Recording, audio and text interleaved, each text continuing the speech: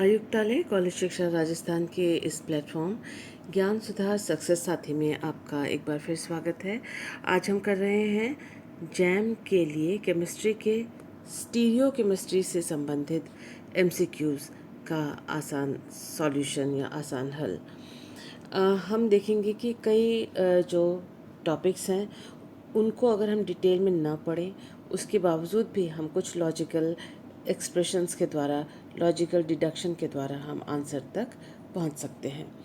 आइए देखते हैं पहला क्वेश्चन जो हमारे स्क्रीन पे है वो है among the following compounds the pair of enantiomers is, यानी यहाँ पर उन्होंने ये 4 कंपाउंड्स दिए हुए हैं और इनमें से पूछा गया है कि इनैंशियोमर यानी प्रतिबिंब रूप, मिरर इमेजेस कौन कौन से हैं। तो आइए देख लेते हैं। देखिए जो पहला कंपाउंड है उससे मिलता जुलता कोई और कंपाउंड देखिए COOH, CH2OH और एक Br और एक NH2, ये 4 ग्रुप्स हैं जो लगे हुए हैं। और देखते हैं कि नेक्स्ट वाले में क्या है। नंबर 2 में CH2OH, Br और NH2 एक ही दिशा में हैं, तो इसके साथ ये आपस में मिरर इमेज नहीं हो सकते। तो 1 के साथ सेकंड का कोई मिरर इमेज वाला रिश्ता या रिलेशन नहीं है। यहाँ देखते हैं हम कि ये जो सेकंड वाला कंपाउंड है जिसमें एक तरह के समूह एक ही तरफ हैं, जैसे हाइड्रोजन और हाइड्रोजन, और ये सब्स्टिट्यूएंट्स एक तरफ हैं। तो देखते हैं कि ये जो कंपाउंड है नंबर 4 वो क्या उसका मिरर इमेज है। देखिए यहाँ पर H और H एक ही तरफ है और CH2OH और COOH एक तरफ ही है, और उसके साथ ही जो तीसरा यह डायरेक्शन रहता है Br और NH2, तो Br और NH2 एक तरफ हैं। उसका मतलब ये जो सेकंड है और ये जो फोर्थ है ये दोनों एक समान है, तो ये दोनों आपस में मिरर इमेजेस नहीं हैं।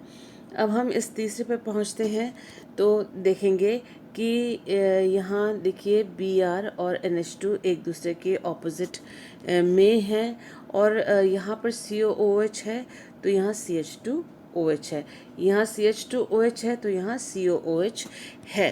तो उसका मतलब ये है कि यहाँ ये जो कंपाउंड है और ये कंपाउंड है, इन दोनों के एनांशियोमर होने का या मिरर इमेज होने का एक चांस है, लेकिन ये दिखते तो नहीं है, इसलिए इस वाले कंपाउंड को मैंने यहाँ लिखा है। और देखिए इसका 180 डिग्री रोटेशन किया है, यानी इस कंपाउंड को लेकर अब मॉलिक्यूल को लेकर 180 डिग्री यूँ घुमा दीजिए तो ये CH2OH देखिए नीचे आ जाएगा, और साथ ही साथ जो COOH है वो ऊपर चला जाएगा।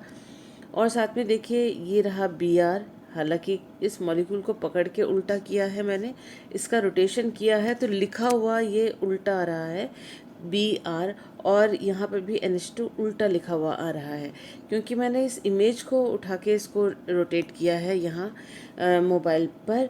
तो आप अगर इसको उल्टा करके लिखेंगे तो आप जाहिर है उल्टा Br और उल्टा NH2 तो नहीं लिखेंगे, सारे फंक्शनल ग्रुप आप सीधे सीधे लिखेंगे, और ये आप पाएंगे बिना किसी बॉन्ड को तोड़े, बिना किसी एक्सचेंज को किए हुए, फंक्शनल ग्रुप में कोई परिवर्तन ना करते हुए सिर्फ मॉलिक्यूल को घुमा के लिखा गया है। तो घुमा के लिखने पे जो COOH है, ये देखिए COOH, जहाँ Br है उसके जस्ट ऑपोजिट में ये रहा Br, यहाँ हाइड्रोजन उसके ऑपोजिट में हाइड्रोजन, यहाँ NH2 तो उसके दूसरे साइड में NH2, और ये CH2OH और ये CH2OH, यानी इसके सामने अगर मिरर या दर्पण रख लिया जाए तो ये मॉलिक्यूल और ये मॉलिक्यूल एक दूसरे के प्रतिबिंब रूप होंगे। इसको आप वीडियो को पॉज करके अपनी कॉपी में अगर उतार के लिखें तो आप पाएंगे ये दोनों आपस में एक दूसरे के मिरर इमेजेस हैं। तो इस वजह से 1 और 3 जो हैं वो इनैंशियोमर हैं। तो ये 2 मार्क्स का क्वेश्चन था, काफ़ी इजी। आइए देखते हैं नेक्स्ट क्वेश्चन आज का कौन सा है। देखिए ये दिया हुआ है कि C3 एक्सिस ऑफ सिमेट्री, ये कंपाउंड्स हमें दिए हुए हैं 4 कंपाउंड्स, और ये पूछा है कि C3 एक्सिस ऑफ सिमेट्री इनमें से कौन किस किस में है। अब C3 एक्सिस ऑफ सिमेट्री का अर्थ है कि 360 डिग्री को डिवाइडेड बाय 3 करेंगे तो आएगा 120 डिग्री, यानी कोई एक एक्सिस जो मॉलिक्यूल में से निकले और मॉलिक्यूल को आर पार छेद करते हुए निकल जाए। और जैसे ये सारे मॉलिक्यूल्स, ये जो रिंग हैं, ये रिंग हमारे इस मोबाइल के तल पे या स्क्रीन के तल पर हैं और इस स्क्रीन से ऊपर उठते हुए और स्क्रीन को छेद करते हुए नीचे अगर सीधे सीधे कोई स्ट्रेट अक्ष या एक्सिस निकाला जाए, जो कि हमने अभी देखा है 120 डिग्री, अगर उस मॉलिक्यूल को उस एक्सिस के चारों ओर 120 डिग्री घुमा दिया जाए, तो घुमाने से पहले जो ओरिजिनल अवस्था थी और घुमाने के बाद जो अवस्था प्राप्त होगी, अगर दोनों एक जैसी हैं तो कहा जाएगा कि उस मॉलिक्यूल में C3 एक्सिस है। तो ये तो हमने C3 एक्सिस समझा, C3 एक्सिस ऑफ सिमेट्री समझा। अब हम देखते हैं कि हम किस तरह से पता कर सकते हैं कोई भी मॉलिक्यूल अगर है, वह अगर 3 बराबर हिस्सों में बांट लिया जा सके तो फिर उसमें C3 एक्सिस होगा। जैसे कि अगर हमने यहाँ से सेंटर तक लाइन खींचा, इस सेंटर से यहाँ इस मिथाइल ग्रुप तक और इस मिथाइल ग्रुप तक लाइन खींचा, तो हम देखेंगे इस मॉलिक्यूल को 3 बराबर हिस्से में बांटा जा सकता है। ठीक उसी तरह से अगर सेंटर से हमने इन दोनों के बीचों बीच, बंद के बीचों बीच और इस बंद के बीचों बीच और इस बंद के बीचों बीच इस तरह से 3 सेंटर से लाइन खींचे, तो हम देखेंगे ये हिस्सा और ये हिस्सा बराबर है।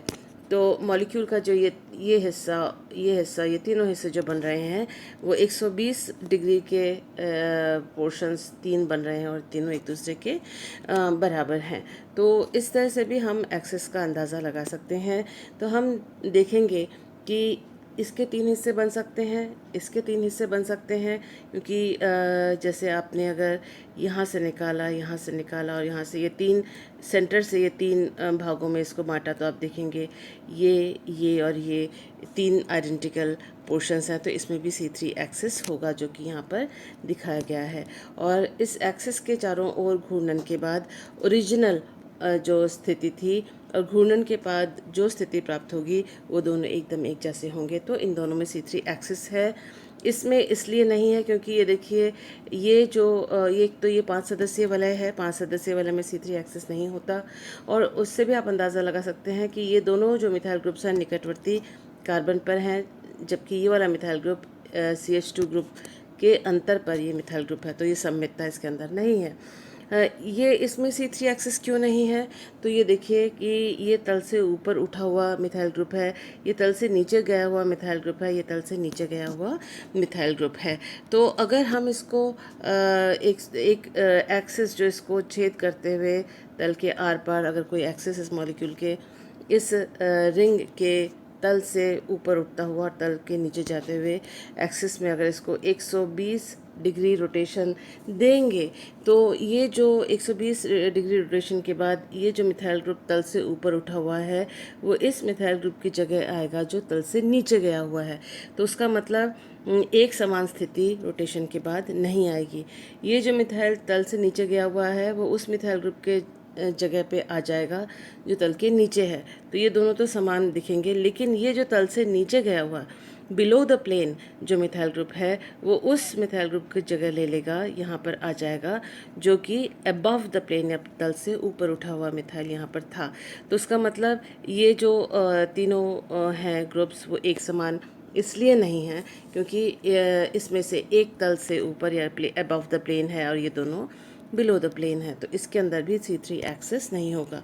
सो the answer is C option में, जिसमें ये C3 एक्सिस इसके अंदर है। तो ये भी बहुत आसान क्वेश्चन था। आइए देखते हैं नेक्स्ट क्वेश्चन। 2 मार्क्स का ये क्वेश्चन है और इस क्वेश्चन को करने से पहले आइए कुछ बातें जान लेते हैं।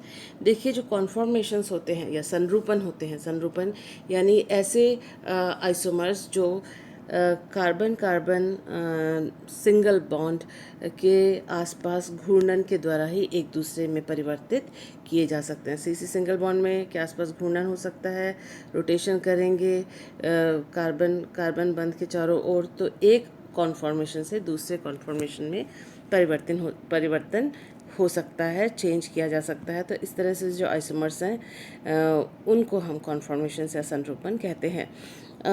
ये जो इसमें जो स्टेबल, मोस्ट स्टेबल कॉन्फॉर्मेशन वो होगा, सबसे ज़्यादा स्थायी कॉन्फॉर्मेशन वो होगा जिसमें स्टेरिक हिंडरेंस, त्रिविम बाधा सबसे कम हो और electron electron repulsion, electron electron प्रतिकर्षण भी कम हो। तो आप देख सकते हैं कि यहाँ जो पहला कॉन्फॉर्मेशन है इसमें ब्रोमो ब्रोमो ग्रुप आसपास हैं, इसमें मिथाइल मिथाइल ग्रुप एकदम आसपास हैं, साथ साथ हैं। तो इनमें इलेक्ट्रॉन इलेक्ट्रॉन रिपल्शन और स्टेरिक रिपल्शन मैक्सिमम होगा। ये जो फॉर्मूला है ये न्यूमैन प्रोजेक्शन फार्मूला कहलाता है, आपको पता ही है। सामने वाला कार्बन जो है बिंदु के द्वारा दिखाया जाता है, उस पर ये 3 ग्रुप sp3 हाइब्रिडाइज ग्रुप जुड़े हुए हैं, और पीछे वाला जो कार्बन होता है उसे बड़े गोले के द्वारा दिखा जाता है, और उससे जो 3 समूह जुड़े हुए होते हैं उनको इस तरह से लाइन से दिखाया जाता है, और इससे कहते हैं हम Newman projection formula, Newman projection formula. तो आइए देखते हैं कि सेकंड वाला जो ऑप्शन है उसमें क्या है। देखिए सेकंड ऑप्शन में आप देख सकते हैं कि ये जो है एंटी कॉन्फॉर्मेशन है, ये गौशे था, गौशे कॉन्फॉर्मेशन था, और CHE गौशे कॉन्फॉर्मेशन था। ये एंटी कॉन्फॉर्मेशन है। एंटी इसलिए है क्योंकि Br जो पहले कार्बन पे है वो दूसरे कार्बन पे जो Br है उसके 180 डिग्री ऑपोजिट में है। इसी तरह से ये जो मिथाइल ग्रुप है जो सामने वाले कार्बन पर है वो पीछे वाले कार्बन से जुड़ा हुआ जो मिथाइल ग्रुप है उसके 180 डिग्री ऑपोजिट में है। तो ये एंटी कॉन्फॉर्मेशन कहा जाता है, और इस एंटी कॉन्फॉर्मेशन में स्थायित्व सबसे ज़्यादा इसलिए है Br और Br एक दूसरे से सर्वाधिक दूरी में है, तो इलेक्ट्रॉन रिपल्शन इसमें कम है। ये मिथाइल ग्रुप और मिथाइल ग्रुप भी एक दूसरे से सबसे दूर हैं, मैक्सिमम दूरी पे हैं, तो स्टेरिक हिंडरेंस या त्रिविम बाधा भी इसमें कम है, तो ये सबसे ज़्यादा स्थायी होगा। दूसरे जो ऑप्शंस दे रखे हैं उनमें देखिए कि ये भी गौशे कॉन्फॉर्मेशन है, और इसमें आप देखें कि हालांकि Br और Br एक दूसरे के एंटी है, लेकिन ये जो मिथाइल ग्रुप्स हैं ये एक दूसरे के पास हैं, ये एंटी नहीं हैं। तो इस तरह से ये गौशे इंटरेक्शन इसके अंदर है, और स्टेरिक हिंडरेंस होगा, और इसकी तुलना में ये जो है वो कम स्थायी होगा। आप देखते हैं जो डी ऑप्शन हमारे पास है उसमें क्या है। इसमें देखिए मिथाइल और मिथाइल तो एंटी है, लेकिन जो ब्रोमो ग्रुप हैं वो एक दूसरे के पास हैं, तो यहाँ पर इलेक्ट्रॉन इलेक्ट्रॉन रिपल्शन ज़्यादा होगा, क्योंकि हमें मालूम है हेलोजन्स के ऊपर लोन पेयर ऑफ इलेक्ट्रॉन्स होते हैं और ये इलेक्ट्रोनेगेटिव एटम्स भी होते हैं। तो ये भी उतना स्टेबल नहीं, इलेक्ट्रॉन इलेक्ट्रॉन रिपल्शन की वजह से, ये स्टेरिक रिपल्शन की वजह से, ये इलेक्ट्रॉन और स्टेरिक रिपल्शन दोनों की वजह से, और इसमें ये दोनों रिपल्शंस है जो हैं और स्टेरिक हिंडरेंस इसमें कम होंगे, तो ये मोस्ट स्टेबल कॉन्फॉर्मेशन हुआ, और आंसर है ये option number B. Let's look into the next question.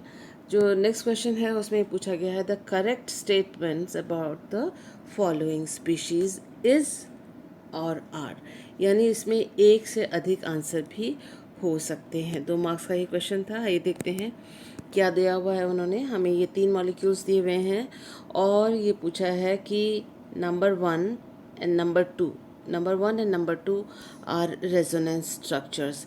तो इन्होंने रेजोनेंस के बारे में पूछा। देखिए रेजोनेंस स्ट्रक्चर्स वो संरचनाएं होती हैं जिसमें position of all atoms are same, सभी एटम्स की जो पोजीशन है वो एक जैसी होगी। अभी नंबर 1 और नंबर 2 देख लेते हैं। ये दोनों, इसमें देखिए pH, ये कार्बन, ये नाइट्रोजन, ये तो सही है, ये ऑक्सीजन, उसकी पोजीशन चेंज नहीं हुई है, लेकिन यहाँ जो CH2 था उसमें से एक हाइड्रोजन OH में जाकर जुड़ गया है। उसका मतलब एक हाइड्रोजन यहाँ से निकलकर ऑक्सीजन तक पहुँचा है। तो यहाँ पर एटम्स की जो पोजीशन है उसमें एक एटम की पोजीशन में यहाँ और यहाँ में चेंज आया है, तो ये रेजोनेंस के स्ट्रक्चर्स नहीं हो सकते। तो करेक्ट स्टेटमेंट पूछा है, ये करेक्ट स्टेटमेंट नहीं है, तो पहले वाला स्टेटमेंट है रॉन्ग। सेकंड स्टेटमेंट देखिए 2 and 3 आर रेजोनेंस स्ट्रक्चर्स, तो ये देख लेते हैं 2 ये रहा, 3 ये रहा। और इसमें फ़र्क क्या है देखिए, इसमें भी पोजीशन में चेंज आया है। जो ये डबल बॉन्ड है, डबल बॉन्ड के साइड में OH है, उसी तरफ OH है। और इस वाले में देखिए ये डबल बॉन्ड के ऑपोजिट साइड में OH लगा हुआ है। उसका मतलब OH ग्रुप की जो पोजीशन है वो चेंज हो रही है। और रेजोनेंस में पोजीशंस जो हैं वो चेंज नहीं होनी चाहिए किसी भी एटम्स की। तो पहला स्टेटमेंट गलत, दूसरा स्टेटमेंट गलत। तीसरे में पूछा है कि 2 and 3 आर डायस्टीरियो आइसोमर्स, ये सेकंड है और ये थर्ड है। तो इसमें डायस्टीरियो आइसोमर्स क्या होते हैं? Diastereo isomers are stereo isomers which are not enantiomers और they are not mirror images. यानी डायस्टीरियो आइसोमर्स ऐसे आइसोमर हैं जो एक दूसरे के प्रतिबिंब रूप नहीं होते। तो हमने 2 और 3 को देखा, देखिए 2 और 3 को देख रहे हैं, तो इसमें पोजीशन चेंज हो रही है तो कोई बात नहीं, लेकिन ये एक दूसरे के मिरर इमेजेस नहीं हैं। क्या ये एक दूसरे के समावयवी हैं? बिल्कुल ये एक दूसरे के समावयवी हैं, क्योंकि सारी जो इसमें जितने संख्या में एटम्स हैं और जितने प्रकार के एटम्स 2 में हैं, वही उतने ही प्रकार के एटम्स और उतनी संख्या में 3 में भी जो एटम्स वो हैं। तो 1 and 2 are cancelled, third is right. Fourth statement को देखते हैं। फोर्थ स्टेटमेंट में कहा गया है 3 इज़ अ टॉटोमर ऑफ 1। जो ये 3 है वो 1 का टॉटोमर है। टॉटोमर यानी चलावयवी। तो जो टॉटोमर्स होते हैं उसमें एक छोटे एटम की पोजीशन एक दूसरे से भिन्न होती है और साथ ही इलेक्ट्रॉन का मूवमेंट भी होता है, इलेक्ट्रॉन का पोजीशन भी चेंज होता है। तो हम देख लेते हैं, ये है CH2 और ये रहा एक H यहाँ से हट जाता तो ये CH बन गया और ये OH, उस ये जो H यहाँ से एक हटा था वो यहाँ पर आ गया है।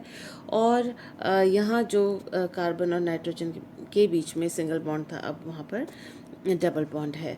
किस प्रकार से हुआ है आप ये देख सकते हैं कि जो नाइट्रोजन यहाँ पर यहाँ एक हाइड्रोजन है और एक और हाइड्रोजन है। इन कार्बन हाइड्रोजन बंध का इलेक्ट्रॉन जो है नाइट्रोजन और कार्बन के बीच में शिफ्ट हो जाता है और आप देख सकते हैं इन दोनों के बीच में शिफ्ट हो गया और नाइट्रोजन और ऑक्सीजन बॉन्ड के इलेक्ट्रॉन्स ऑक्सीजन ने अपनी ओर ले लिया तो O- हो जाएगा और ये जो H यहाँ पर अपने इलेक्ट्रॉन्स दे के H+ के रूप में मुक्त हो रहा है वो OH के साथ बॉन्ड बना लेगा इस प्रकार से। तो 2 और 3 जो हैं वो एक दूसरे के टॉटोमर हैं, क्योंकि यहाँ जो हाइड्रोजन है, 2 हाइड्रोजन जो लिखे नहीं हुए हैं, वो उनमें से एक हाइड्रोजन जो है अपने इलेक्ट्रॉन्स इस तरह से देकर ये डबल बॉन्ड बना रहा है और ऑक्सीजन नाइट्रोजन बंध के डबल बॉन्ड के इलेक्ट्रॉन्स ऑक्सीजन ने ले लिए तो O- और ये H+ जो यहाँ से छूटा O- के साथ ये आपको आइसोमर दे रहा है। तो ये टॉटोमर्स हैं एक दूसरे के। तो जो चौथा ऑप्शन है D ऑप्शन इज़ करेक्ट। तो इस क्वेश्चन के जो आंसर हैं वो है C और D ऑप्शन इसके करेक्ट स्टेटमेंट्स हैं।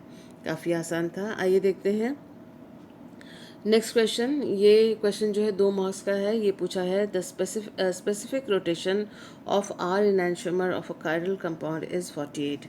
The specific rotation of sample of this compound which contains 25% of S isomer is क्या है, ये पूछा है। देखिए ये क्वेश्चन है कि R enantiomer है और S enantiomer है।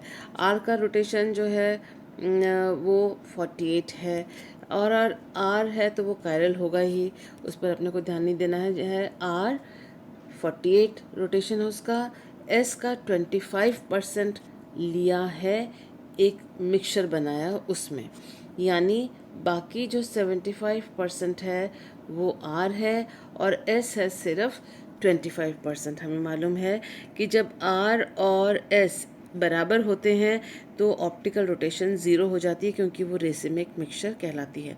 लेकिन यहाँ केवल जो 25% S है वो 25% R को न्यूट्रलाइज उसका ऑप्टिकल रोटेशन करेगी। बाकी जो 50% R है उसका स्पेसिफिक रोटेशन, उसका रोटेशन जो है, जो मिक्सचर बनेगा उस मिक्सचर का रोटेशन उसमें इस एक्सेस ऑफ R के आधिक्य की वजह से उसमें ऑप्टिकल रोटेशन आएगा। अब एक फॉर्मूला है, इसको ध्यान में रखिए क्योंकि इस तरह का क्वेश्चन आता रहता है, तो इस फॉर्मूले को ध्यान में रखिए। इनैंशियोमेरिक एक्सेस, इनैंशियोमेरिक एक्सेस मतलब जो इनैंशियोमर जो प्रतिबिंब रूप आधिक्य में है। यहाँ कौन सा आधिक्य में है? आर आइसोमर है। कितने आधिक्य में है? 50% आधिक्य में है। Enantiomeric excess is equal to 50% of R enantiomer. क्यों? क्योंकि 75% आर में से 25% आर जो है उसको नेगेट कर देता है, बचा 50% ऑफ आर। दूसरा फॉर्मूला है enantiomeric excess is equal to, ये है enantiomeric excess is equal to specific rotation of the sample multiplied by 100, और इस पूरे को डिवाइड कर रहे हैं specific rotation of the pure isomer which is in excess. तो इसमें जो इनैंशियोमेरिक एक्सेस है उसकी जगह हमने लिखा 50, और specific rotation of the sample हमको निकालना है, हमें पता नहीं है, और मल्टीप्लाइड बाय 100 किया है हमने, और डिवाइड किया है specific rotation of the pure isomer. Pure isomer कौन सा? आर आइसोमर प्योर है, उसका स्पेसिफिक रोटेशन कितना है? 48, जो कि दिया हुआ है। तो इस फॉर्मूले में हमने डाला और हमें specific rotation of the sample मिला 24 degree. So this was the answer simple calculation के द्वारा। आइए देखते हैं next question. Next question 2 marks का है, 2 नंबर का है। इसमें पूछा है among the following number of compounds which can participate as diene component in a Diels Alder reaction is. तो उसमें जो ये सारे कंपाउंड्स हमको दिए हुए हैं और डियल्स एल्डर रिएक्शन में इनमें से डाइन के हिसाब से अनुसार कौन कौन भाग ले सकता है वो पूछा गया है। आपको पता ही है कि डियल्स एल्डर रिएक्शन में एक डाइन होता है और एक डाइनोफाइल जो कि एल्कीन होता है, और पेरिसाइक्लिक रिएक्शन मैकेनिज्म होता है, यानी बंधों का बनना, पुराने बंधों का बनना और नए बंधों का टूटना इकट्ठे होता है, और ये जो बॉन्ड्स हैं एक रिंग में शिफ्ट होते हैं, जिसकी वजह से नया बंध ये बना, ये पुराना बंध टूट रहा है, यहाँ नया बंध बना, यहाँ पुराना बंध टूट रहा है पाई बॉन्ड, यहाँ नया सिग्मा बॉन्ड बना। इस तरह से बंधों का बनना और टूटना इकट्ठे होता है, और एक साइक्लोहेक्सीन डेरिवेटिव उत्पाद के रूप में हमें यहाँ प्राप्त होता है। हमें ये भी मालूम है कि डियल्स एल्डर रिएक्शन के लिए अगर हम इसकी स्टीरियोकेमिस्ट्री पढ़ें, आगे भी हम इसके ऊपर एक क्वेश्चन है, डियल्स एल्डर रिएक्शन के ऊपर कई बार क्वेश्चंस आते हैं, इट इज़ इम्पॉर्टेंट, और इसकी स्टीरियोकेमिस्ट्री भी इम्पॉर्टेंट है। ये जो है इम्पॉर्टेंट बात इसमें एक ये याद रखनी है, आगे से आगे और हम देखेंगे, लेकिन फ़िलहाल जो इम्पॉर्टेंट है इट शुड बी सिसॉइड। ये सिंगल बॉन्ड है, एस सिसॉइड कहते हैं, CISOID सिसॉइड। इसका मतलब है जो सिंगल बॉन्ड के एक ही डायरेक्शन में, एक ही साइड में ये दोनों डबल बॉन्ड होने चाहिए। यदि ये जो डाइन है, जो कॉन्जुगेटेड डाइन है, उसमें एक डबल बॉन्ड इधर और एक डबल बॉन्ड दूसरी तरफ, इस तरह का डाइन हो, वो डियल्स एल्डर रिएक्शन प्रदर्शित नहीं करेगा, एग्जिबिट नहीं करेगा, प्रोडक्ट फॉर्म नहीं करेगा। अब हमें देखना है कि इन सभी में से वो कौन से अनसैचुरेटेड कंपाउंड्स हैं, या फिर वो कौन से डबल बॉन्डेड कंपाउंड्स हैं जिसमें सिसॉइड डाइन उपस्थित है। तो ये देखिए, ये सिसॉइड डाइन है, इसमें एक ही दिशा में सिंगल बॉन्ड के ये दोनों डबल बॉन्ड हैं। ये इसमें ये सिंगल बॉन्ड इसके एक ही दिशा में दोनों डबल बॉन्ड हैं। सो ये पार्टिसिपेट करेगा, ये पार्टिसिपेट करेगा। यहाँ देखिए ये सिंगल बॉन्ड, इसके दोनों साइड में डबल बॉन्ड, तो उसका मतलब ये भी सिसॉइड डाइन है। नेक्स्ट देखिए, ये सिंगल बॉन्ड है, इसके एक ही दिशा में दोनों डबल बॉन्ड है, तो ये पार्टिसिपेट करेगा। ये जो है सिंगल बॉन्ड, इसके एक ही दिशा में दोनों डबल बॉन्ड हुआ, तो ये भी डियल्स एल्डर रिएक्शन में पार्टिसिपेट करेगा। अब आप देखें, ये रहा सिंगल बॉन्ड, इस सिंगल बॉन्ड के एक दिशा में और विपरीत दिशा में दूसरा डबल बॉन्ड है, तो ये डियल्स एल्डर रिएक्शन में पार्टिसिपेट नहीं कर पाएगा। इस वाले अगर अनसैचुरेटेड सिस्टम को देखें तो ये रहा सिंगल बॉन्ड, और इस सिंगल बॉन्ड के इस तरफ और एक दूसरी तरफ दो डबल बॉन्ड्स हैं, तो ये भी डी एल्साल्डर रिएक्शन में पार्टिसिपेट नहीं कर पाएगा। इस सबस्ट्रेट को देखें, ये रहा सिंगल बॉन्ड, उसके एक ही दिशा में ये दोनों डबल बॉन्ड हैं, तो ये जो है डी एल्साल्डर रिएक्शन में पार्टिसिपेट करेगा। तो आइए हम गिन लेते हैं कि कितने कुल कंपाउंड्स हैं। 1 2 3 4 5 एंड 6, कुल 6 कंपाउंड्स जो हैं इन टोटल डी एल्साल्डर रिएक्शन में इसमें पार्टिसिपेट करेंगे एज डाइन के रूप में। तो आंसर है 6 कंपाउंड्स, क्वाइट इजी। आइए देखते हैं नेक्स्ट क्वेश्चन। नेक्स्ट क्वेश्चन जो हमारी स्क्रीन पे है वो ये है कि among the following number of molecules that possess C2 axis of symmetry. देखिए, इससे पहले हमने C3 पढ़ा था। C2 का क्या मतलब हुआ? उसका मतलब है 360 डिग्री डिवाइडेड बाई 2। ये जो 2 होता है C2, तो 360 को 2 से डिवाइड किया है। CN यानी 360 डिग्री को n से डिवाइड करते हैं, ऐसे होता है ये। और तो C2 axis of symmetry 360 divided by 2 करेंगे तो 180 डिग्री आएगा। तो यानी मॉलिक्यूल से पास होता हुआ एक एक्सिस, काल्पनिक एक्सिस, जिसके चारों ओर अगर हम 180 डिग्री का घूर्णन कराते हैं इस मॉलिक्यूल का, और वो जो एक्सिस है मॉलिक्यूल पर से पास होनी चाहिए, तो अगर वो 180 डिग्री का रोटेशन कराते हैं तो रोटेशन से पहले और रोटेशन के बाद की जो मॉलिक्यूल की स्थिति होगी, सभी ग्रुप्स की, एटम्स की जो पोजीशन होगी, वो एक समान या आइडेंटिकल होनी चाहिए। अगर ऐसा है ऐसा होता है तो उसे C2 एक्सिस ऑफ सिमेट्री होना कहा जाता है। तो ये कंपाउंड्स दिए हुए हैं और पूछा है कितनी संख्या है ऐसे मॉलिक्यूल्स की, नंबर ऑफ मॉलिक्यूल्स जिनके पास C2 एक्सिस है। तो देखिए, ये ट्राई सब्स्टिट्यूटेड बेंजीन दिया हुआ है और इसमें तीनों सब्स्टिट्यूएंट्स एक जैसे हैं, जाहिर सी बात है, ये तीनों मिथाइल ग्रुप्स हैं। और एक मिथाइल ग्रुप से पास होते हुए और दूसरे पैरा पोजीशन से आर पार होते हुए अगर हमने एक एक्सिस निकाला, उसके उसके चारों ओर या उसके आसपास हमने 180 डिग्री का अगर हमने रोटेशन दिया, तो ये जो मिथाइल ग्रुप है इस मिथाइल ग्रुप की जगह और ये मिथाइल ग्रुप इस मिथाइल ग्रुप की जगह आ जाएंगे। तो इसका मतलब इनिशियल और फाइनल सेम, तो ये इसमें C2 एक्सिस है। इसके अलावा C2 एक्सिस है तो उसका मतलब ये मॉलिक्यूल दो बराबर हिस्सों में डिवाइड होना चाहिए और एक हिस्सा दूसरे हिस्से का प्रतिबिंब रूप जैसा होना चाहिए। इसी तरह से इस तरह से एक सेकंड जो एग्जांपल है, यानी इसमें C2 एक्सिस है। सेकंड एग्जांपल इसमें फ्यूज्ड रिंग कंपाउंड है। आप देख सकते हैं कि यहाँ एक ये ब्रिज है और ब्रिज के ऊपर ये डाइमिथाइल ग्रुप जुड़ा हुआ है। तो ठीक इस मॉलिक्यूल के बीचों बीच से होते हुए आर पार जाते हुए एक एक्सिस होगा C2 एक्सिस, और जिसको घुमाने से ये जो मिथिलीन ग्रुप है वो इसकी जगह और ये मिथिलीन ग्रुप इसकी जगह, ये मिथिलीन ग्रुप इसकी जगह, यानी ये आपस में एक्सचेंज करेंगे, ये दोनों आपस में पोजीशन एक्सचेंज करेंगे 180 डिग्री के रोटेशन के बाद।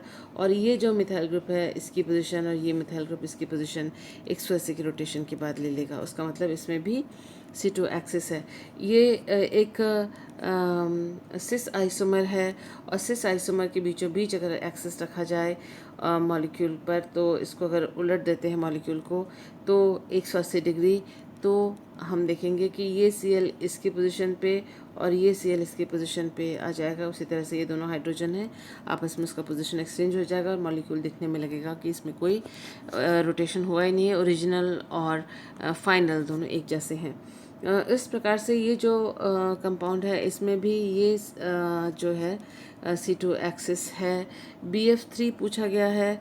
BF3 में ये इसका स्ट्रक्चर है। BF3 का हमें स्ट्रक्चर मालूम होना चाहिए और इस B और F के बीच में से हमने एक एक्सिस लगाया। इसके चारों ओर भी 180 डिग्री जब रोटेट करेंगे इसकी पोजीशन फिक्स रहेगी, इसकी पोजीशन में अंतर नहीं आएगा, लेकिन ये दोनों फ्लोरो ग्रुप एक दूसरे का पोजीशन चेंज कर लेंगे और इनिशियल और फाइनल रोटेशन के बाद, रोटेशन से पहले जो है इनिशियल, रोटेशन के बाद जो फाइनल, उन दोनों की पोजीशन एक जैसी होगी। तो इसमें भी कहेंगे कि हम C2 एक्सिस है।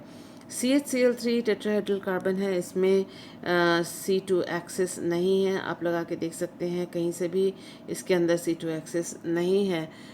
तो ये जो है बिना C2 एक्सिस वाला कंपाउंड है। यहाँ पर 2,5 डाइमिथाइल थायोफीन दिया हुआ है और 2,5 डाइमिथाइल थायोफीन में देखिए ये सल्फ़र है, ये एरोमेटिक रिंग है, 5 मेंबर्ड रिंग है।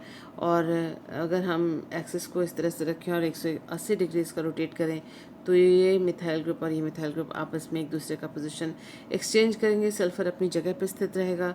ये CH और ये CH दोनों जो हैं वो आपस में एक दूसरे का पोजीशन 180 डिग्री रोटेट करने के बाद एक दूसरे का पोजीशन लेंगे और रोटेशन के बाद और रोटेशन के पहले मॉलिक्यूल एक जैसा ही दिखेगा।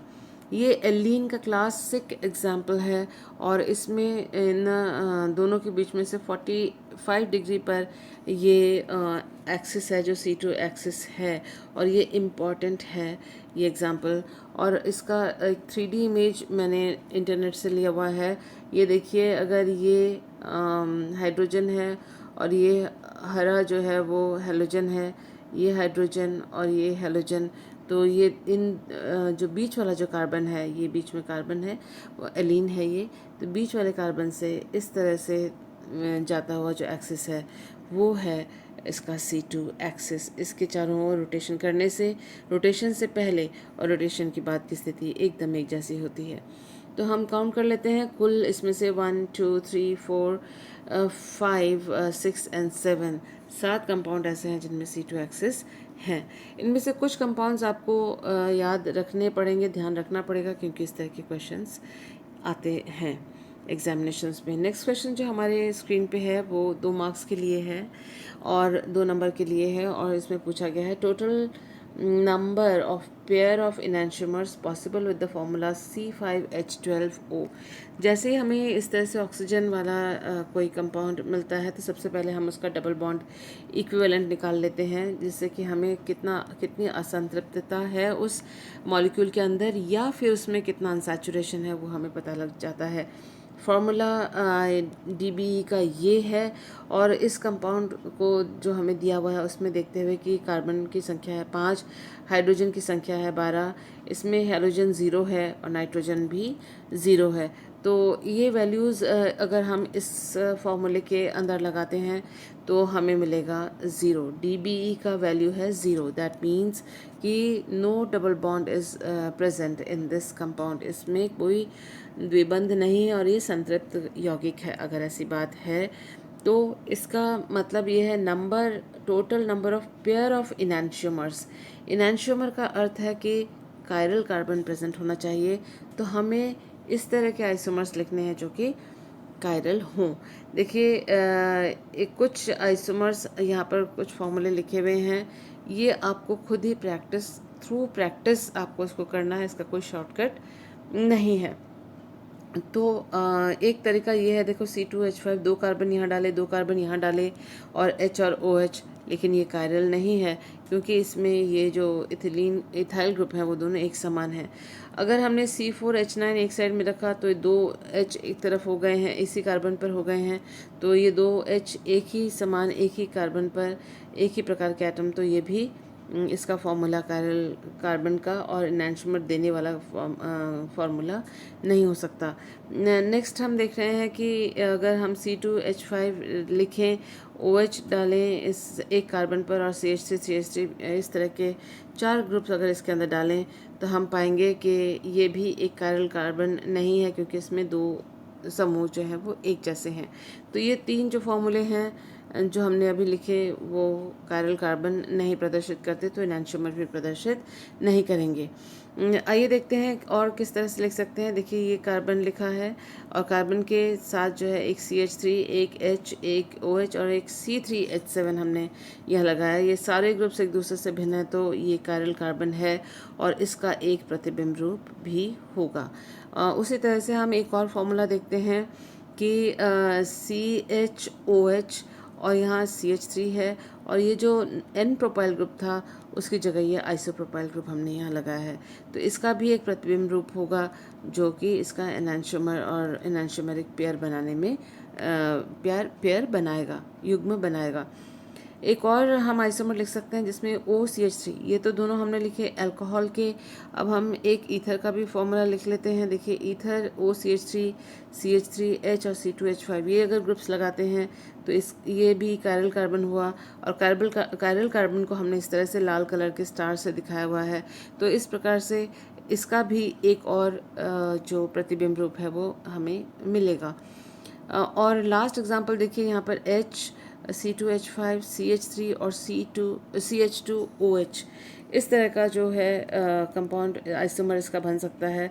तो इसका भी इनैंशियोमेरिक पेयर होगा। तो कुल मिला के 4 ऐसे कंपाउंड हो सकते हैं जिनमें एक एक कायरल कार्बन हो और उनका इनैंशियोमर भी होगा। तो कुल मिला के 4 युग्म होंगे इनैंशियोमर के। The answer is 4 pairs of enantiomers. Total 4 enantiomer के युग्म ये कंपाउंड प्रदर्शित करेगा।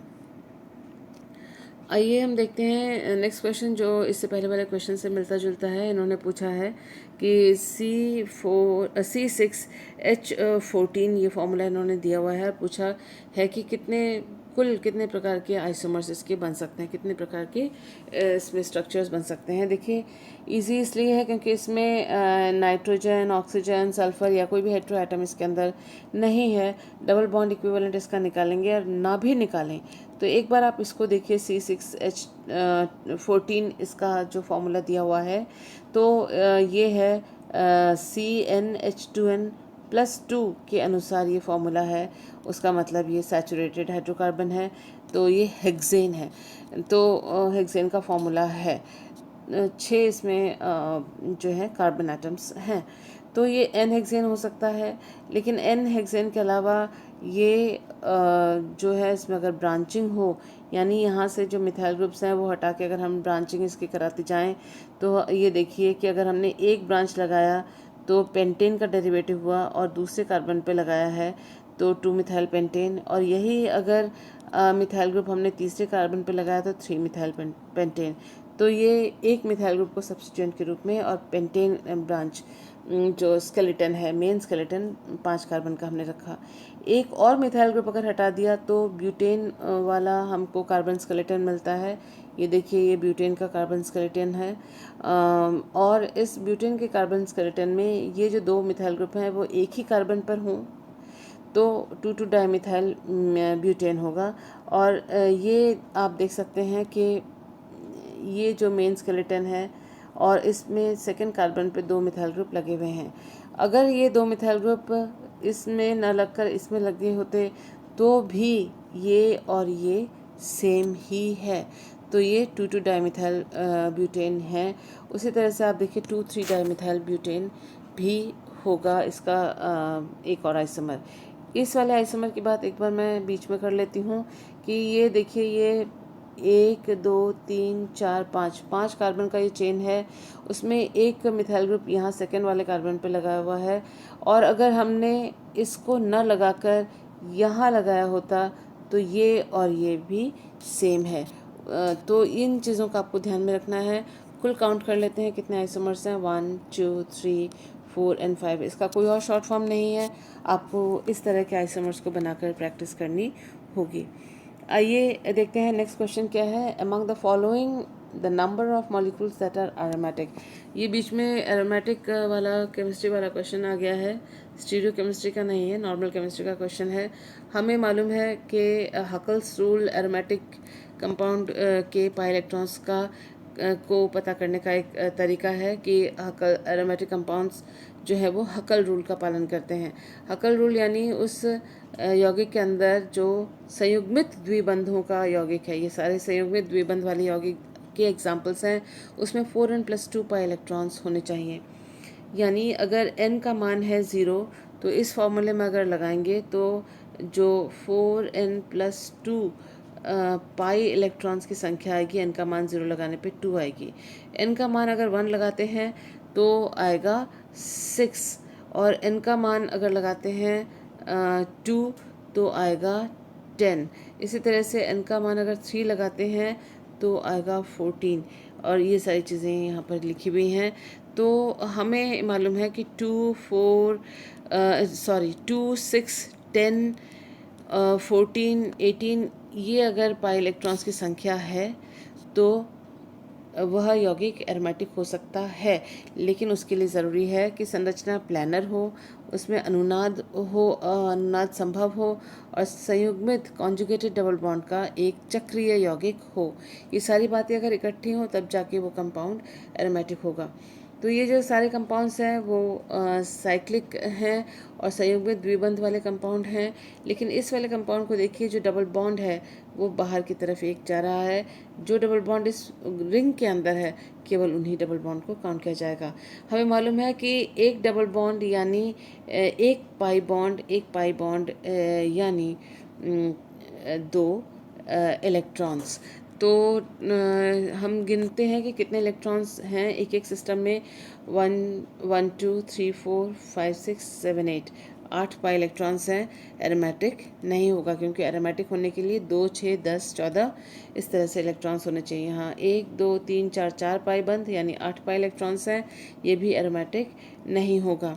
नेक्स्ट आते हैं, ये जो सिस्टम है इसमें ये देख लेते हैं संयोग में द्विबंध है कि नहीं। सारे संयोग में द्विबंध हैं इसके अंदर, यानी कॉन्जुगेटेड डबल बॉन्ड है, यानी डबल सिंगल इस तरह से जो सिस्टम है वो होना चाहिए। साइक्लिक है, प्लानर है।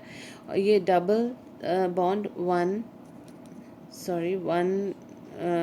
2 3 4 5 डबल बॉन्ड्स हैं, यानी 10 पाई इलेक्ट्रॉन है। 10 पाई इलेक्ट्रॉन है, यानी हकल रूल के अनुसार ये इलेक्ट्रॉन्स इसके अंदर है, तो ये एरोमेटिक होगा। नेक्स्ट में देखें 1 2 3 4 5 6 7 8 9 10 11 12 पाई इलेक्ट्रॉन्स इसके अंदर है, क्योंकि 6 पाई बंद है। संयुग्मित सिस्टम है, लेकिन ये एरोमेटिक नहीं है, क्योंकि हकल रूल के अनुसार इसमें 14 इलेक्ट्रॉन या तो 10 इलेक्ट्रॉन हो।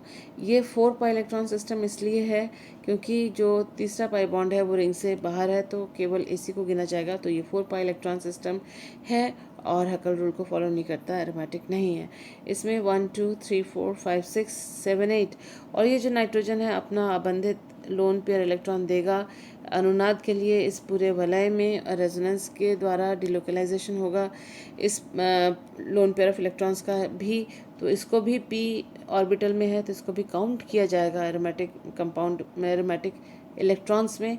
तो 1 2 3 4 5 6 7 8 और इसके 2 9 10, तो टोटल 10 पाई इलेक्ट्रॉन्स है, हकल रूल को फॉलो करता है और ये भी एरोमेटिक होगा। नेक्स्ट जो है 1 2 3 4 5 6 7 8 9 10, इसमें भी 10 पाई इलेक्ट्रॉन्स हैं, दिस विल बी एरोमेटिक।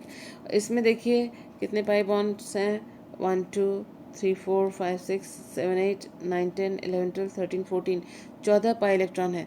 तो हकल नियम के अनुसार 14 पाई इलेक्ट्रॉन वाला जो यौगिक होता है वो एरोमेटिक होना चाहिए, लेकिन अगर आप इस संरचना को देखें तो पाएंगे कि यहाँ पर एक मिथाइल ग्रुप तल से ऊपर उठा हुआ और एक तल से नीचे गया हुआ है। तो इसमें इस जो रिंग की जो प्लानरिटी या समतलीयता जो है वो ख़त्म होती है, जिसकी वजह से ये एरोमेटिक नहीं होगा। क्योंकि अगर समतलीय यौगिक नहीं है तो रेजोनेंस के द्वारा इलेक्ट्रॉन का डिलोकलाइजेशन नहीं होगा और ऐसे में वो एरोमेटिक नहीं होगा।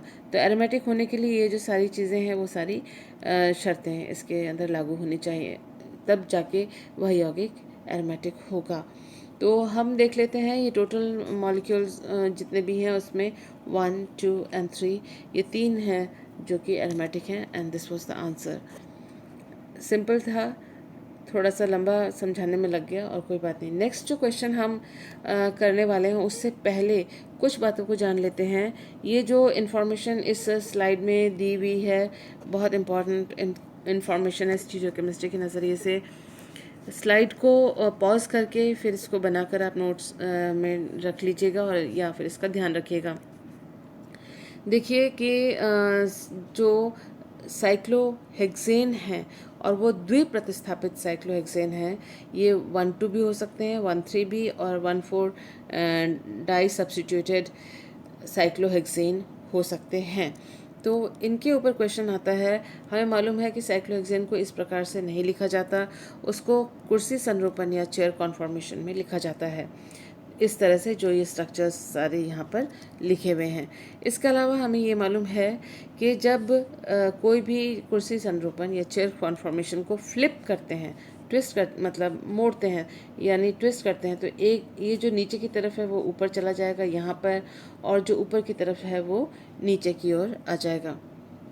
ये जो नीचे की तरफ है फ्लिप करने पर ऊंचे की तरफ आ जाएगा, ऊंची ओर हो जाएगा, और जो ऊंची ओर उठा हुआ हिस्सा है वो फ्लिप करने पर या ट्विस्ट करने पर नीचे की ओर आ जाएगा। साथ ही हमें ये मालूम है कि जो एक्सियल समूह था फ्लिप करने के बाद वो इक्वेटोरियल बन जाता है, और जो इक्वेटोरियल है वो फ्लिप करने पर जो एक्सियल है वो फ्लिप करने पर इक्वेटोरियल, और इक्वेटोरियल फ्लिप करने पर एक्सियल हो जाता है। इसके साथ ही हमें ये भी मालूम है कि जो सिस होता है, सिस का मतलब साइक्लोहेक्सेन में कि दोनों समूहों का एक दिशा में होना, और जो ट्रांस है, ट्रांस का मतलब है दोनों समूहों का विपरीत दिशाओं में होना, जैसे कि ये नीचे की तरफ है, ये ऊपर की तरफ है, दो विपरीत दिशाओं में होना उसे ट्रांस कहा जाएगा। आइए हम देखते हैं कि जो डाईमिथाइल डाई सब्स्टिट्यूटेड साइक्लोहेक्सेन्स हैं उनकी जो 1,2, 1,3 और 1,4 आइसोमर्स हैं वो किस प्रकार के होते हैं, उनकी स्टीरियोकेमिस्ट्री क्या है। देखिए, सबसे पहले तो आप ये एकदम पॉइंट ब्लैंक याद रख लीजिएगा कि जो 1,4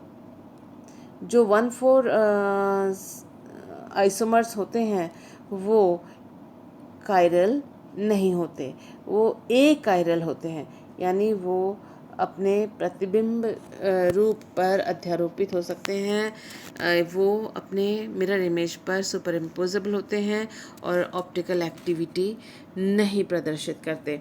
तो ये देखिए 1,4 का अगर हमने सिस देखा और इधर है ये ट्रांस। सिस देखा यानी दोनों जो मिथाइल ग्रुप हैं 1 और 4 पोजीशन पे हैं और एक ही दिशा में होंगे, इसमें दोनों ऊपर की तरफ उठे हुए हैं, और एक होगा एक्सियल और एक होगा इक्वेटोरियल। ये देखिए एक्सियल होगा और इक्वेटोरियल होगा, और ट्विस्ट करने पर ये जो इक्वेटोरियल है वो एक्सियल में, और ये जो एक्सियल है वो इक्वेटोरियल में परिवर्तित हो जाएगा। साथ ही आप देखें कि ये जो दो मॉलिक्यूल्स हैं इसमें पहले और चौथे जो कार्बन से गुजरता हुआ इस मॉलिक्यूल को बीचों बीच काटता हुआ अगर हमने एक दर्पण रखा तो एक हिस्सा मतलब इधर का हिस्सा उधर के हिस्से के प्रतिबिंब रूप होगा। तो इसका मतलब ये एक कायरल है क्योंकि सममित या सिमेट्रिक मॉलिक्यूल है। उसी तरह से जो इसको ट्विस्ट करने के बाद जो दूसरा प्राप्त हुआ, ये दोनों एक दूसरे के आइडेंटिकल हैं। तो ये जो गोलाई वाले एरो हैं वो दिखाते हैं कि दोनों आइडेंटिकल हैं। इसी तरह से यहाँ पे भी गोलाई वाला डबल हेडेड एरो था, वो भी यानी आइडेंटिकल है। आइडेंटिकल का मतलब ये देख लीजिए कि अगर हमने इस मॉलिक्यूल को यूं करके घुमा दिया 180 डिग्री घुमाने के बाद ये जो मिथाइल ग्रुप है घूमकर इधर आ जाएगा, और ये जो मिथाइल ग्रुप है घूमकर इस तरफ आ जाएगा, जो कि नीचे झुके हुए कार्बन पर इक्वेटोरियल मिथाइल ग्रुप है।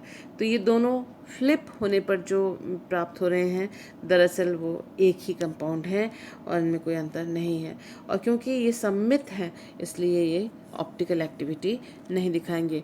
जो ट्रांस 1,4 ट्रांस है इसमें जो C2C3 जो बॉन्ड है और उधर C5C6 जो बॉन्ड है उनके बीच में से काटता हुआ अगर एक हमने एक्सिस रखा तो उसके 180 डिग्री घुमाने पर ये जो ट्रांस आइसोमर है जो कि ए आइसोमर, देखिए एक्सियल और एक्सियल पे है वो ट्रांस होगा, फ्लिप होने पर इक्वेटोरियल पे हो जाएगा तो ये भी ट्रांस होगा। तो यहाँ इस तरह से जब मैं एक्सिस पास करेंगे और 180 डिग्री घुमाएंगे तो ये ग्रुप इसकी जगह और ये ग्रुप इसकी जगह आ जाएगा, तो उसका मतलब इसमें भी सिमेट्री है।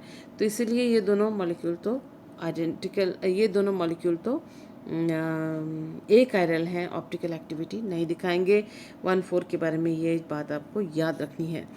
उसी तरह से जो 1,3 आइसोमर हैं उसका जो सिस आइसोमर है, सिस यानी एक्सियल या फिर इक्वेटोरियल 1,3 पोजीशन पे वो सिस होंगे। आपस में एक दूसरे पे अगर ये ट्विस्ट होते हैं ये फ्लिप होते हैं तो ये जो एक्सियल हैं वो इक्वेटोरियल में परिवर्तित हो जाएंगे, और ये सम्मित मॉलिक्यूल हैं।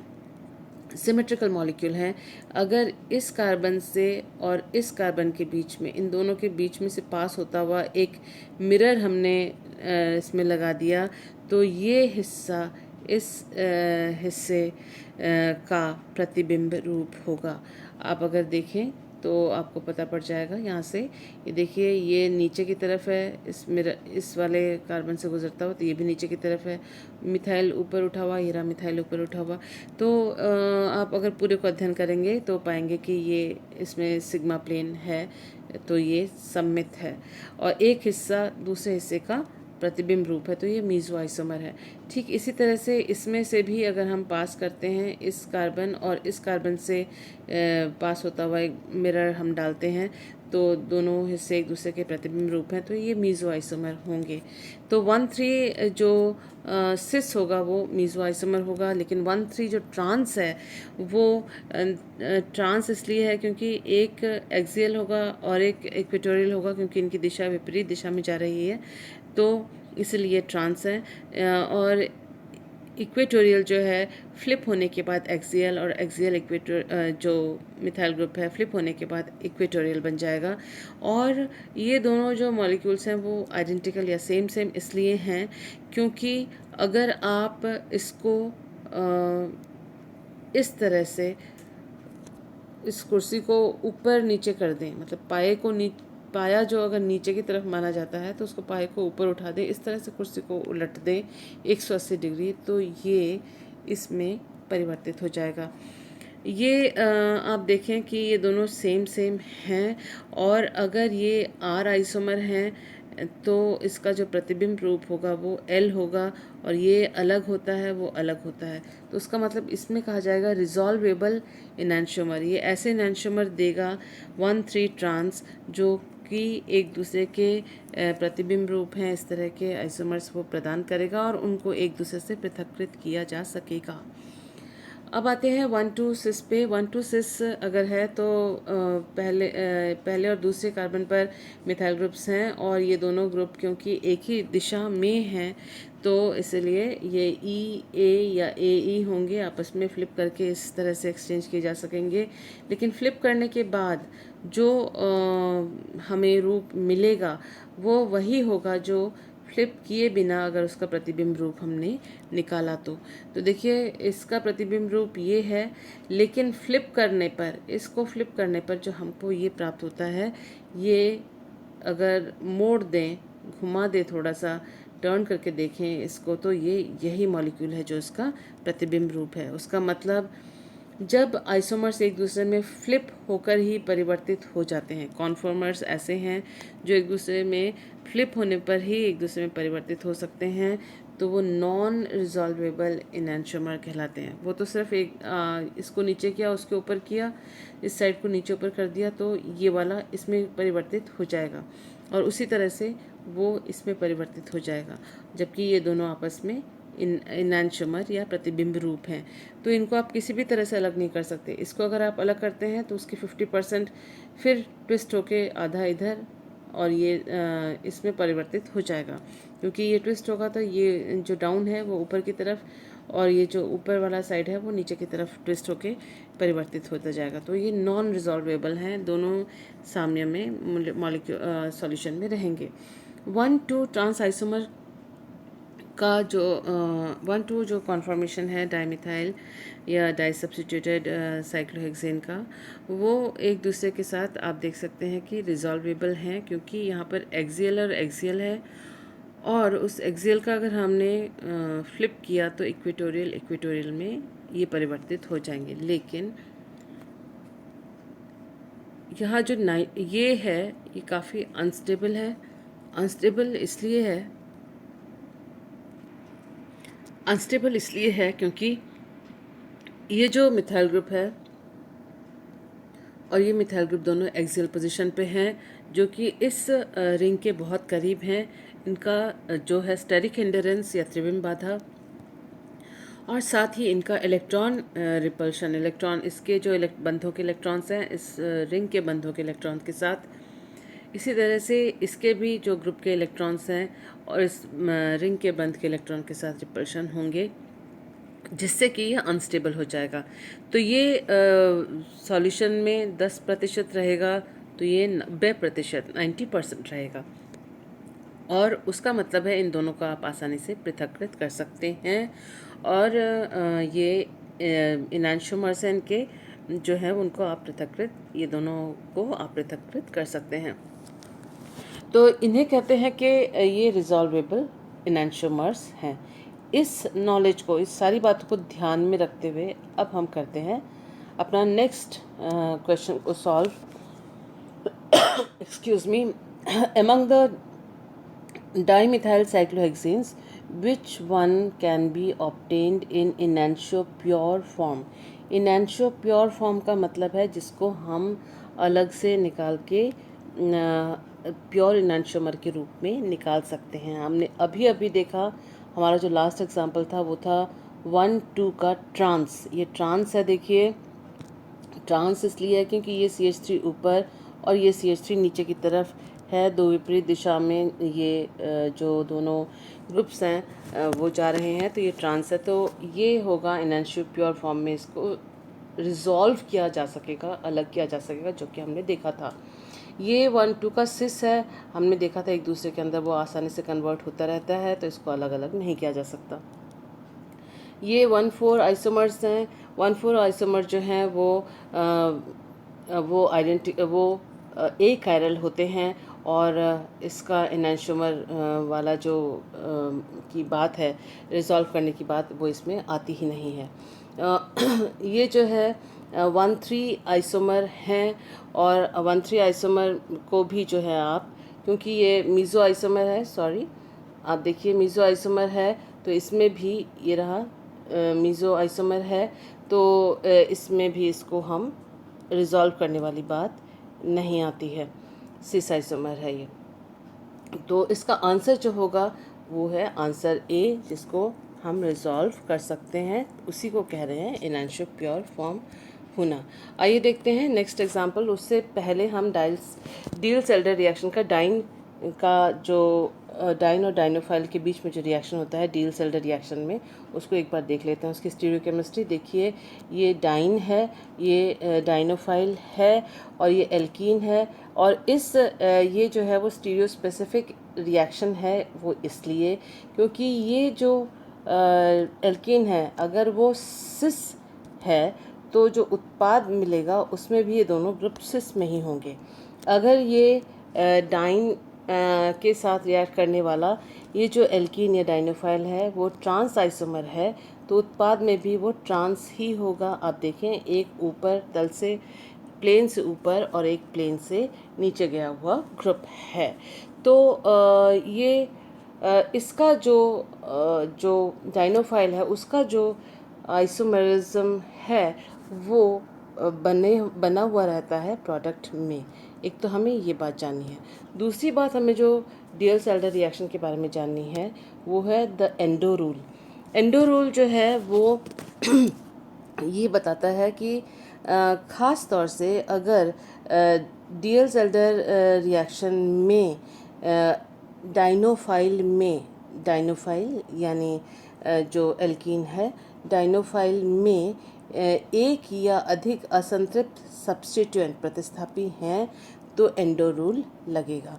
एंडो रूल के हिसाब से कि जो काइनेटिक प्रोडक्ट है वह मिलेगा, और ये जो इसलिए मिलेगा क्योंकि जो ट्रांजिशन स्टेट एंडो प्रोडक्ट के बनने में ट्रांजिशन स्टेट प्राप्त होता है वो ज़्यादा स्टेबल है। तो अब ये समझ लेते हैं कि एंडो प्रोडक्ट किसे कहते हैं। देखिए, ये डाइन है डीएल-सेल्डर रिएक्शन का, ये एल्कीन वाला हिस्सा या डाइनोफाइल का हिस्सा है। इसके जो डाइनोफाइल में ये इलेक्ट्रॉन आकर्षी समूह या असंतृप्त समूह हैं, क्योंकि इसमें डबल बॉन्ड है, तो ये एडक्ट हमें प्राप्त हुआ। जब इसकी हम स्टीरियोकेमिस्ट्री देखते हैं, यहाँ देखिए 6 सदस्यीय वलय है, एक 5 सदस्यीय वलय है। तो ये 6 सदस्यीय वलय ये रहा, और जो ये जो CH2 था वो यहाँ है और वो यहाँ है, तल से ऊपर उठा हुआ। और ये जो 6 मेंबर्ड रिंग बना है उसमें जो ये एडक्ट जुड़ा है, ये जो डाइनोफाइल जुड़ा है, तो एडक्ट में वो इधर की तरफ जो कि नीचे झुका हुआ और इस रिंग के ज़्यादा करीब ये जाके जुड़े, या फिर ये रिंग से बाहर निकला हुआ इस तरह से जुड़े, इसको कहेंगे एक्सो एडक्ट। एडक्ट यानी एडिशन प्रोडक्ट का शॉर्ट करके एडक्ट कहा जाता है। अगर देखिए ये बाहर की तरफ है, दोनों इक्वेटोरियल बॉन्ड पे ये जो डाइनोफाइल जुड़ा है, तो फिर इससे कहा जाएगा एक्सो प्रोडक्ट। और अगर ये दोनों एक्सियल हाइड्रोजन के स्थान पे या एक्सियल पोजीशन पे अगर ये जुड़े हैं ये डाइनोफाइल आकर, तो फिर आप देख सकते हैं कि ये एंडो प्रोडक्ट कहलाएगा। एंडो प्रोडक्ट इस पूरे रिंग के ज़्यादा पास होगा, जिस वजह से इसके इलेक्ट्रॉन्स और वलय के इलेक्ट्रॉन में त्रिविम बाधा या स्टेरिक हिंडरेंस ज़्यादा होगी। साथ ही इसके इलेक्ट्रॉन्स और रिंग के इलेक्ट्रॉन्स क्योंकि एक दूसरे के करीब हैं, इसलिए उनके बीच में इलेक्ट्रॉन इलेक्ट्रॉन रिपल्शन भी ज़्यादा होगा। जबकि एक्सो प्रोडक्ट में स्टेरिक रिपल्शन और इलेक्ट्रॉन इलेक्ट्रॉन रिपल्शन कम होगा। बावजूद इस बात के ये प्रोडक्ट अधिक मात्रा में इसलिए बनेगा क्योंकि इसके बनने के दौरान जो संक्रमण अवस्था थी वो ज़्यादा स्टेबल या ज़्यादा स्थायी होगा। और एंडोरोल ये कहता है कि जो प्रोडक्ट जिसका ट्रांजिशन स्टेट अधिक स्थायी है वह प्रोडक्ट बनेगा, और इसीलिए क्योंकि ट्रांजिशन स्टेट ज़्यादा स्थायी है, रिएक्शन वह फास्ट होगी, इसीलिए उसको काइनेटिक प्रोडक्ट के नाम से पुकारा जाता है। इस चीज़ को थोड़ा इस तरह से समझ लें कि ये रहा, देखिए आपके डाइन का कंपोनेंट, ये रहा डाइनोफाइल का कंपोनेंट, और आप ये देखिए दोनों एक ही दिशा में अगर हैं तो फिर ये जो असंतृप्तता है सी डबल बॉन्ड ओ में, जो ये कार्बन है, जो इलेक्ट्रॉन जिसमें कम रहता है, कमी हो जाती है क्योंकि ऑक्सीजन जो है वो इलेक्ट्रॉन ऋणी है, विद्युत ऋणी है, सॉरी इलेक्ट्रोनेगेटिव है, और वो पाई बंद के इलेक्ट्रॉन्स को अपनी ओर खींचता है। ये जो कार्बन है वो उस पर इलेक्ट्रॉन की कमी महसूस होती है, इसको भी सिमिलरली इलेक्ट्रॉन की कमी महसूस होती है। लेकिन यहाँ जो पी ऑर्बिटल्स हैं, जो इस सिस्टम के कार्बन के पी ऑर्बिटल्स हैं, वो इनके साथ इंटरैक्ट करते हैं इस कार्बन के ऑर्बिटल्स के साथ, और इसकी कमी को अपने इंटरैक्शन के द्वारा कम करने की, इलेक्ट्रॉन की कमी को कम करने की कोशिश करते हैं, जिसकी वजह से यह ट्रांजिशन स्टेट स्थायी होता है और इन बंधों के बनने में सहायता मिलती है। तो इस तरह के इंटरैक्शन की वजह से ये ट्रांजिशन स्टेट स्थायी हुआ और इस तरह का एंडो प्रोडक्ट प्राप्त हुआ। ये देखिए ऑर्बिटल ऑर्बिटल इंटरैक्शंस दिखाए गए हैं। इस तरह के इंटरैक्शन के वजह से जो है एंडो प्रोडक्ट प्राप्त होता है, और इस एंडो प्रोडक्ट को यूं या फिर इस प्रकार से बेहतर ढंग से दिखाया गया है। इस बात को हम ध्यान में रखते हैं, और ध्यान में रखते हुए आइए हम नेक्स्ट क्वेश्चन का आंसर निकालते हैं। ये जो मैंने आपको अभी डियल-सेल्डर रिएक्शन के बारे में, स्टीरियोकेमिस्ट्री के बारे में जानकारी दी, ये ध्यान में रखिएगा because it is an important information जो अक्सर आपके क्वेश्चंस में को सॉल्व करने में मदद करेगा। तो डियल-सेल्डर रिएक्शन के ऊपर क्वेश्चंस अक्सर आते हैं, जैम में भी और नेट में भी। तो देखिए, the major product formed in the following reaction is, ये रिएक्शन दिया हुआ है, देखते ही पता पड़ गया डियल-सेल्डर रिएक्शन है क्योंकि इस तरह का एडक्ट हमें प्राप्त हुआ है। इन्होंने जो सारे ऑप्शंस दिए हुए हैं उनमें जो फ़र्क है मेजर में 1, 2 और 3 में जो फ़र्क है वो सिर्फ CH3 ग्रुप की पोजीशन पर ही फ़र्क है। बस एक ऑप्शन ऐसा है जहाँ पर उन्होंने यहाँ भी डबल बॉन्ड यहाँ भी डबल बॉन्ड लगाया है। हमें मालूम है डी एल सेल्टर रिएक्शन में इस तरह का जो डबल बॉन्ड वो नहीं बनेगा। So this is wrong answer, this is wrong option. और आप देखें इसमें जो एंडो प्रोडक्ट है वही सही ऑप्शन है। इसमें एक्सो दिखाया है वो नहीं होगा, अभी हमने उसको डिटेल में पढ़ा। और हम ये भी देखते हैं कि एक एक्सो और एक एंडो ऐसा भी नहीं होगा। So answer C is the correct option. This was an important question. Next question को देखते हैं। The number of stereoisomers possible in for the following compounds is. ये कंपाउंड हमको दिया हुआ है, इंपॉर्टेंट कंपाउंड है ये, और इसका स्टीरियोआइसोमर पूछा हुआ है। अगर एक ये तो बहुत सिंपल है एग्जाम्पल, लेकिन फिर भी हमको एक फार्मूला ध्यान में रहे तो ज़्यादा अच्छा है। If n is equal to number of chiral atoms, अगर हम n को कायरल एटम्स जितने हैं उनकी संख्या माने, इस वाले एग्जाम्पल पे 1 और 2 ये दोनों कायरल कार्बन हैं, 2 संख्या है, n इज इक्वल टू 2। क्यों? क्योंकि इसमें एक OH है, एक PH है, एक H है, और जो चौथा कंपाउंड है, चौथा ग्रुप है वो CHOH PH है। ये तो इस कार्बन की बात हुई। सिमिलरली इस कार्बन में भी 4 अलग अलग समूह जुड़े हुए हैं। यदि n is equal to number of chiral carbons, इसमें कायरल कार्बन की संख्या है 2, number of isomers with identical ends and n is even. तो अगर जो नंबर ऑफ आइसोमर जो इसमें बनेंगे, यदि ये जो दोनों सिरे हैं वो आइडेंटिकल हों। आइडेंटिकल हो का मतलब है कि जो जैसे समूह इस वाले कार्बन पे जुड़े हुए हैं वैसे ही समूह इस कार्बन पे जुड़े हुए हैं, तो आइडेंटिकल, एक जैसे, बराबर एंड वाले सिरे वाले यौगिक में यदि n का मान इवन है यानी सम है, जो कि 2 भी एक सम संख्या है, इवन नंबर है, तो नंबर ऑफ आइसोमर की संख्या क्या होगी? 2 to the power n plus 1 plus 2 to the power n by 2 minus 1। तो इसमें हमने अपने वैल्यूज़ को भरा और इसको कैलकुलेट किया और देखा कि टोटल नंबर ऑफ आइसोमर जो हमें आएगा वो 3। तो इसको ये बनाने की ज़रूरत नहीं है, ये तो मैंने आपको दिखाने के लिए समझाया हुआ, लिखा हुआ है यहाँ पर, समझाने के लिए लिखा हुआ है। अदरवाइज़ आप इस फॉर्मूले का यूज़ करते हुए ही आप 3 निकाल सकते हो। फर्दर एक और जानकारी है कि ये जो इन 3 में से, क्योंकि आइडेंटिकल एंड्स हैं, दोनों सिरे एक जैसे हैं, तो यहाँ 2 के अलावा 3, 4, 5 और भी तरह के और भी कायरल आइटम्स हो सकते थे, और लेकिन उनके सिरे अगर एक जैसे हैं तो ऐसी स्थिति में ये फॉर्मूला लगेगा, और n का मान अगर इवन है तो।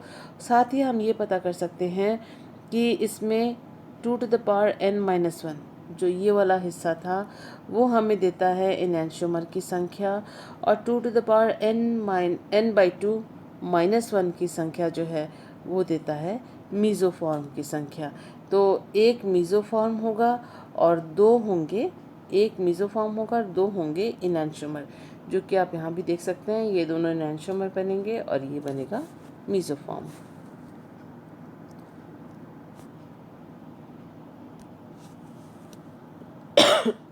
नेक्स्ट क्वेश्चन जो हमारे स्क्रीन पे है वो 1 मार्क के लिए है, और उन्होंने पूछा है number of compounds having S configuration among the following. ये 1 मार्क का क्वेश्चन तो नहीं है, लेकिन चलो आ गया है ये, लेट अस सी। ये S कॉन्फ़िगरेशन इन्होंने पूछा हुआ है। हमें ये मालूम होना चाहिए कि जहाँ से फिशर प्रोजेक्शन फार्मूला में ये जो लाइन होता है वो सिरे से अपने अपने तल से उठा हुआ होता है हमारी ओर, यानी ये दोनों जो बॉन्ड्स हैं वो तल के नीचे, और ये दोनों बॉन्ड जो हैं वो तल के ऊपर उभर के आते हैं। ऐसी स्थिति में इसको इस प्रकार के फार्मूले से लिखा जाता है, यानी ये दोनों बॉन्ड्स जो हैं तल से नीचे और ये दोनों बॉन्ड्स जो हैं तल से उभर कर हमारी ओर आए हुए। और जब हम इसका आर एस या कॉन्फ़िगरेशन वगैरह हम लिखना शुरू करते हैं तो जिस ओर से ये उभरा हुआ है उस ओर से हम देखते हैं उसको, और फिर उसमें हम 1 2 3 4 वरीयता के हिसाब से हम देखते हैं कि वो आर है या एस है, यानी क्लॉकवाइज होगा तो आर, एंटी क्लॉकवाइज होगा तो एस, ये गणना करते हैं। साथ ही जो वरीयता क्रम में सबसे छोटा, सबसे कम वरीयता जिसके, यानी चौथे नंबर को हम उसको इग्नोर करते हैं उसको काउंट नहीं करते। तो हमारे पास ये सारे जो हैं 5 एग्जांपल्स दिए हुए हैं। तो इसमें से एक एलीन भी है। तो एलीन का हमने एक और क्वेश्चन हमने इसी वीडियो में किया हुआ है, इसको देख लेते हैं। इसको अगर हमने देखा तो मैंने अभी आपको बताया था जो हॉरिजॉन्टल लाइन होता है वो उभर के आया हुआ लाइन होता है। तो हॉरिजॉन्टल लाइन हमने अगर यहाँ से मॉलिक्यूल को देखा तो बी आर हमारे लेफ़्ट हैंड साइड में है, बाईं ओर है, हाइड्रोजन हमारे दाईं ओर है, ऊपर की ओर CH2 CH3 जुड़ा हुआ है और नीचे की ओर CH3 इधर से जुड़ा हुआ है। तो ये हमने देखा, ये फिशर प्रोजेक्शन फार्मूला हुआ इसका। अब हम इसका कैसे पता करें कि ये आर है कि एस है। उसके लिए हमें ये जो सबसे कम वरीयता होती है, हाइड्रोजन की वरीयता सबसे कम होती है, आपको पता ही है। तो वरीयता जो है वो एटॉमिक नंबर से जांची जाती है। सबसे जो डायरेक्टली कायरल कार्बन से जुड़े हुए जो एटम्स हैं उनके एटॉमिक नंबर जिसके ज़्यादा होंगे वो उसका वरीयता क्रम सबसे पहले होगा। जिसका एटॉमिक नंबर सबसे कम होगा जो कि हाइड्रोजन, वो उसका वरीयता क्रम में नंबर 4 होगा। अगर पहले एटम्स दोनों के सेम हैं तो वो दूसरे एटम के एटॉमिक वेट से वरीयता को जांचा जाता है। देखिए यहाँ पर कार्बन और कार्बन बॉन्ड है और यहाँ पर कार्बन के साथ सिर्फ हाइड्रोजन है, तो इसकी वरीयता ज़्यादा होगी। यानी वरीयता क्रम में 1 ये, 2 ये, 3 ये और चौथा ये हाइड्रोजन होगा। उस वरीयता क्रम को इस प्रकार से लिखा हुआ है। वरीयता क्रम आपको अगर आपको जाननी हो तो मैं आपको अलग वीडियो बना के दूँगी, अदरवाइज़ उस पर हम अभी यहाँ टाइम इन्वेस्ट नहीं करना चाहेंगे। तो ये देखिए कि हमको ये और भी चीज़ मालूम होनी चाहिए कि 2 एक्सचेंज अगर करते हैं, 2 exchange is equal to same configuration, ये हमको याद रखना है। अगर हम एक एक्सचेंज करते हैं, मतलब एक बार समूहों की अदला बदली करते हैं, तो हमें मिलता है मिरर इमेज यानी इनैंशियोमर। और अगर 2 बार एक्सचेंज करते हैं तो आइडेंटिकल यानी सेम टू सेम। तो इसको शॉर्ट में करने के लिए, अच्छा एक्सचेंज क्यों करें? एक्सचेंज इसलिए करें जो सबसे कम वरीयता वाला जो सब्स्टिट्यूएंट है उसको हमको नीचे की तरफ रखना होता है, और बाकी जो 1 2 3 हैं उनका क्रम क्लॉकवाइज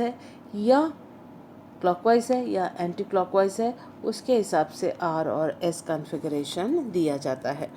तो इसलिए हमने इसको एच को नीचे लाना है क्योंकि इसका वरीयता क्रम में नंबर सबसे कम है। तो शॉर्ट में करने के लिए इन दोनों को एक्सचेंज कर लो और इन दोनों को एक्सचेंज कर लो, तो 2 एक्सचेंज हो गए। 2 एक्सचेंज करने के बाद वो सेम टू सेम कॉन्फ़िगरेशन आ जाता है।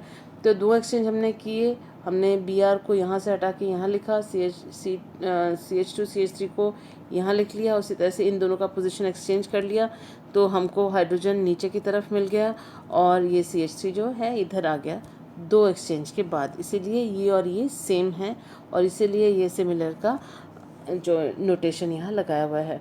अब हम 4 को छोड़ देते हैं, ये रहा 1, ये 2 और ये 3, तो ये गया एस कॉन्फॉर्मेशन। अगर ये चीज़ आपको समझ में आई हो तो नेक्स्ट तो ये दिया ही हुआ है इस तरह के फिशर प्रोजेक्शन फार्मूले में, इसको हमने किया तो इन दोनों को एक्सचेंज किया, इन दोनों को एक्सचेंज किया तो जो सबसे कम वरीयता है उसको नीचे आना चाहिए, वो नीचे आ गया।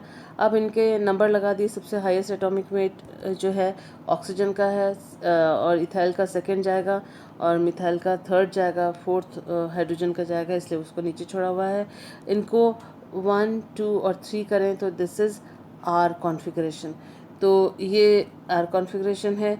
नेक्स्ट जो है इस वाले मॉलिक्यूल को हमने लिया है, हम इसको अगर यहाँ से देखें तो हमारे बाईं ओर लेफ़्ट हैंड साइड में हाइड्रोजन है और राइट हैंड साइड में CH2 NH2 है और ऊपर है CN और नीचे है CH3।